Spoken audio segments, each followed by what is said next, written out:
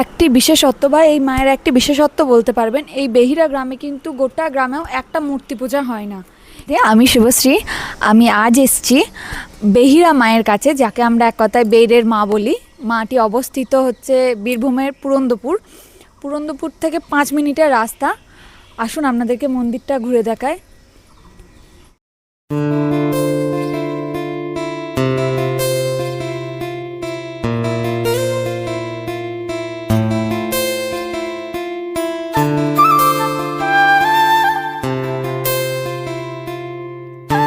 এই যে বেহিরা গ্রামটা দেখছেন, এই গ্রামের একটি বিশেষত্ব বা এই মায়ের একটি বিশেষত্ব বলতে পারবেন, এই বেহিরা গ্রামে কিন্তু গোটা গ্রামেও একটা মূর্তি পূজা হয় না।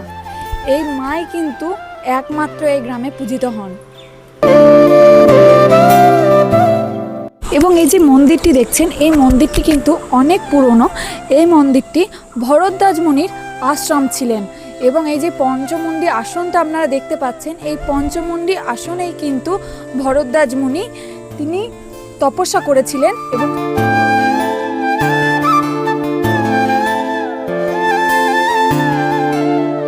এবং এই যে নিম গাছটি দেখছেন, এই নিম গাছের শিখরেই কিন্তু মা বসে রয়েছেন। এবং এই মায়ের যে মূর্তিটি দেখছেন, এই মূর্তির তলাতেই মানে নিচেতেই আছে কিন্তু একটা শিলা পাথর।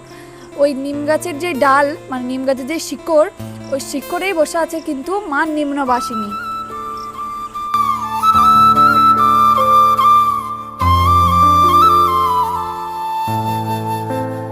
এই মা কিন্তু ষষ্ঠী, সপ্তমী, অষ্টমী, নবমী, দশমী, একাদশী পর্যন্ত মা এখানে দুর্গা রূপে পূজিত হন।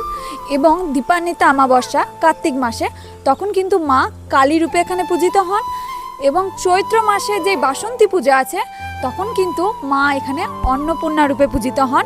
আর 12 মাসে মা এখানে লক্ষ্মী, জগদ্ধাত্রী, সরস্বতী রূপে কিন্তু বিভিন্ন রূপে মা এখানে পূজিত হন।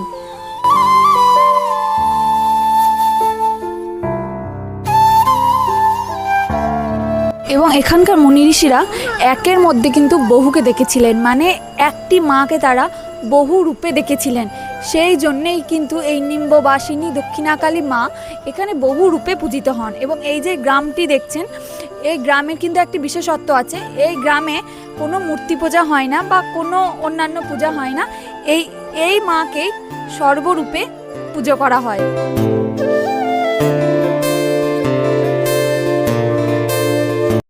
এই যে তেরোদশীর দিনে কিন্তু এখানে মেলা হয়। এবং দীপান্বিতা অমাবস্যাতে কিন্তু এই মায়ের মহাপুজোটা হয়। মা কিন্তু এখানে শিলার ওপর অবস্থান করছে এবং মা কিন্তু এখানে অর্ধ শরীরে পূজিত হন।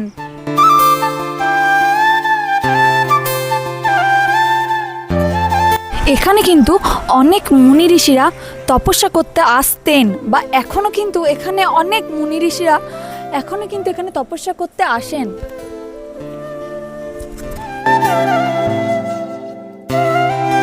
এইটা কিন্তু 51 পীঠের মধ্যে একটি পীঠ নয়, এটা কিন্তু একটি তন্ত্রপীঠ, যেখানে এসে মুনি ঋষিরা তন্ত্র সাধনার মাধ্যমে তাদের সাধনা লাভ করেছিল।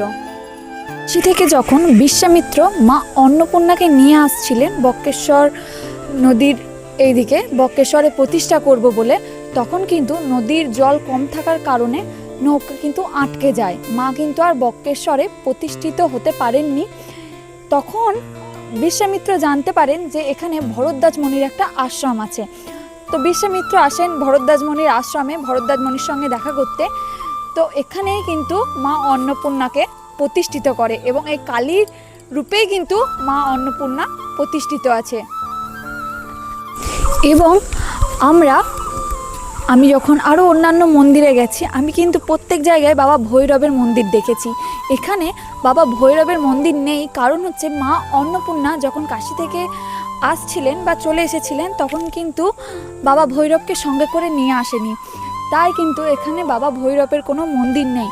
এবং এই যে নিম গাছের তলায় যে মা প্রতিষ্ঠিত আছে, এই নিম গাছের ছায়া চারিদিকের মন্দিরকে পুরো একটা মনোরম পরিবেশে তৈরি করেছে।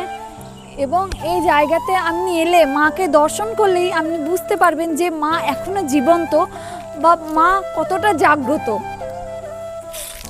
এখানে কিন্তু মাকে প্রত্যেক দিনই ভোগ দেওয়া হয়। এখানে কিন্তু ভোগের ব্যবস্থাও রয়েছে। আপনারা যদি কেউ ভোগ পেতে চান তাহলে আগে এসে এনাদেরকে বলবেন, এনারা ভোগের ব্যবস্থা করে দেবে।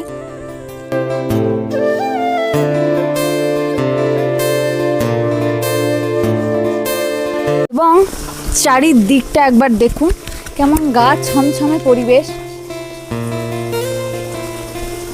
চারিদিকে জঙ্গলে ঘেরা কিন্তু এই নিম্ববাসিনী মায়ের মন্দিরটা। আমি বলবো একটি বার হলেও এই মাকে দর্শন করে যান। দেখবেন এই মাকে দর্শন করলে আপনারা নিজেই বুঝতে পারবেন যে মা কতটা জাগ্রত।